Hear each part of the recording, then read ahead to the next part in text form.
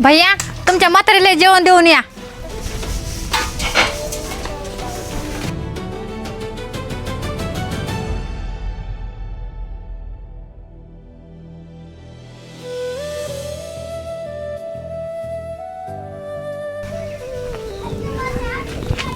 आई मी तुला किती वेळेस सांगितलं या झोपडीमध्ये नको राहत जाऊ, तरी पण तू इथंच राहती. अनाथ आश्रम म्हणण्याच वाटत तुला. पोरा, मला इथून जा वाटत नाही. मी झोपडीत असू का उन्हात असू, पण तू तर माझ्यासोबत आहे ना.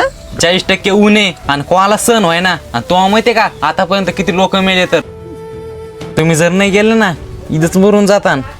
तुला माझी एवढी काळजी आहे ना, त्या वहिनीला सांग समजून मला तिथंच राहू दे ह्या घरामध्ये. तुला समजून सांगणं गुन्हाचे. मरे या पत्राच्या रूम मध्ये. वहिनी इथं एवढी गरमी व्हायला लागली आणि आई तिकडे पत्राच्या रूम मध्ये बसली. मला वाटतं की आईला इथं बोलून घ्यावात, तिला पंख्याच्या हवा खाली झोपाला.